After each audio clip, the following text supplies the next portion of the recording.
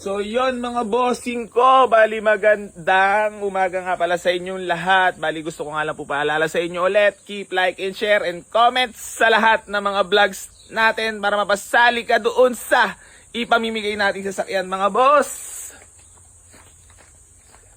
Update nga lang pala ako sa inyo mga bossing ko ng mga available units natin dito sa garahe.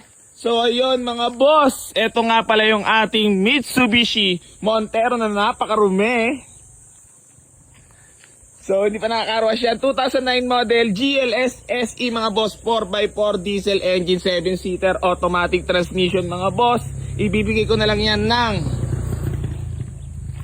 458,000 negotiable pa mga boss. Pwede mo nang puntahan dito sa garahe. Eto nga pala yung ating Toyota Revo mga boss. Reserve na yan, syempre naman. Yor! Gegeng! So yan mga bossing ko, bali ito nga pala yung ating pinahimas at bagong dating na Mitsubishi Mirage na 2013 model. Para sa mga naghahanap po dyan ng compact car na matipid sa gasolina mga boss at napakagwapo. Ayan o, Mitsubishi Mirage na 2013 model mga boss. Manual transmission, baka may mga kursunada po sa inyo. Pwede na pupuntahan nyo sa garahe. Ayan o.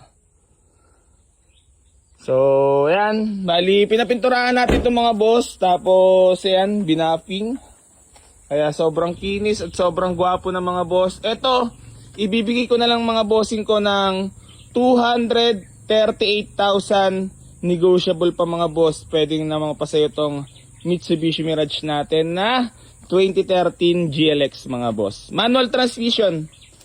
238 na lang mga boss, negotiable pa.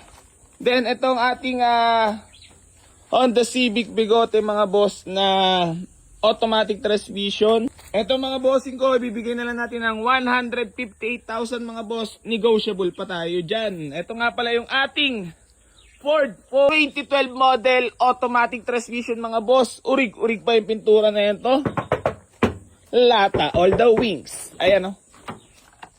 Grabe naman yung loob na yan. All power na rin nga pala yung mga boss. Power window, automatic transmission. Ito nga pala yung manibela, parang hindi nahawakan. Aray. Ayan mga bossing ko, napakagwapo nyan. 220 na lang mga boss, negotiable pa dito sa garahe. Oops, may washery dog na naman na Toyota Revo mga bossing ko na sports runner. At ang matindi dito mga boss ay original ang pintura. Then ito nga pala yung sinasabi ko po sa inyo mga boss na 82,000 lang yung milyahe. Ayan o, automatic transmission mga bossing, first owned, registered. Ayan o, automatic transmission mga boss. Napakaganda ng loob nito. First owner. Ito yung pagka dinrive mo mga boss ay talaga naman lintik na, napakasarap gamitin talaga. Para ka naka-Innova na 2015 na modelo. So kung sinasabi ko lang sa inyo mga boss, kasi hindi lahat ng mga Revo ay ganyan kaganda manakbo. Kahit naman ang ating veterans na si Boss Bambi ay tinest drive ko kasi to nung pagdating. Talagang yung sinasabi niya sa akin, talagang lihiti mo na napakasarap gamitin. Swerte makakuha na ito, tsaka mababa milyahe, 82,000 lang. Tapos, mga bossing ko, ito nga pala yung budget meal na lang mga boss na ibibigay ko sa inyo na automatic transmission para sa mga nagsisimula na magmaneho. Pwede sa ito mga boss. Automatic transmission. Ito, bibigay ko na lang ito na napakamura. 138,000 negotiable pa mga boss. Pwede mo nang puntahan dito sa garahe. Napakamura na yan ha. Automatic yan ha, para sa mga nagsisimula. Alam niyo naman Toyota, mura pyesa at matibay naman talaga at kalidad. Love life. Ay di, Baby Altis na pala yan mga boss, 2000 model. Then ito nga pala, para sa mga naghahanap sa atin ng